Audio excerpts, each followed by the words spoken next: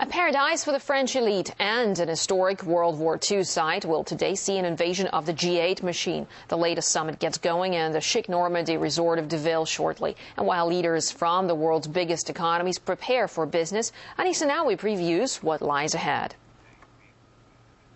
On the table, the situation in Libya, the economy, especially concerning the euro, and of course the spring Arab uprisings. In fact, for the first time, delegations from Tunisia and Egypt will be taking part in discussions, but the working sessions will only begin much later today and on the second day tomorrow. The beginning of the summit has been allotted for leaders to meet on the sidelines in bilateral meetings. President Medvedev will sit down with Barack Obama. Their missile defense is expected to be discussed. Russia has raised concerns post-signing of the Strategic Arms Reduction Treaty that America is not as transparent as it could be when it comes to its missile defense systems in Europe. Also, once again, coming up, the situation in Libya, Russia raising concerns there that the resolution has been manipulated, and it's now not just a mission about protecting civilians. That will come up when President Medvedev sits down with French President Nicolas Sarkozy. Of course, France was one of the first countries to intervene, and as host of the summit this year, we here at RT have been analyzing how France's position on the world stage has changed, and it's now playing a much bigger role. The G8 has gone full circle. The last time the summit was held in France 8 years ago, the agenda looked almost the same. War, the economy, and somewhere in the middle, aid to Africa. On the table then, Iraq and boosting the euro. Now it's Libya and saving the euro. Only in 2003, France had a very different stance on global politics. Then it was staunchly opposed to the U.S. invasion of Iraq.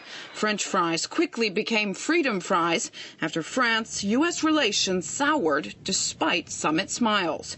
But with a new French president came a new friend. Sarkozy has rejected entirely the possibility of France playing a constructive role in a multipolar world and has aligned himself with the single superpower, the United States. Nowadays, France is barking much louder, with more soldiers involved in foreign military conflicts abroad than ever before. It's a globalist modern colonialism. It's not just the France. It's a whole global plan to change governments as they want. France played a central role in Ivory Coast's bloody presidential stalemate and is considered the unspoken leader of the intervention in Libya this spring. Sarkozy wanted us to participate and to be one of the first Western ruler to go there, and just for his political agenda. Critics say this new global policy was meant to win over French voters, but hasn't worked. France is a kind of small United States with many interventions that are very costly and very little thinking about the relationship between rhetoric and the costs. And cost is the killer.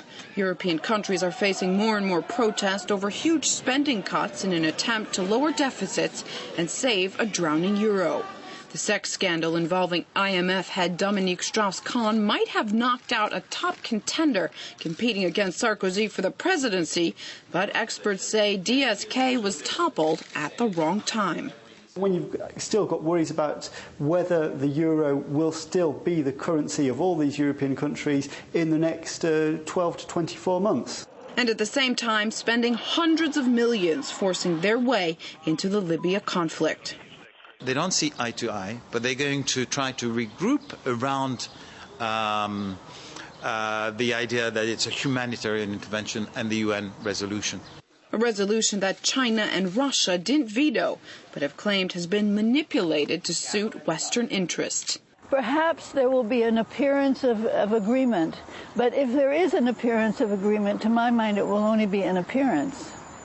Appearance at the G8 is hard not to notice. The venue is usually some exclusive resort town where you can't hear protest over the euro, and it's easy to forget bombs are falling in Libya. This year, France's beautiful Normandy was chosen to house leaders as they sit down to debate some of the world's ugliest problems, and once again are faced with the question of whether the G8 can regroup on splitting issues. Anissa-France, RT, Deauville.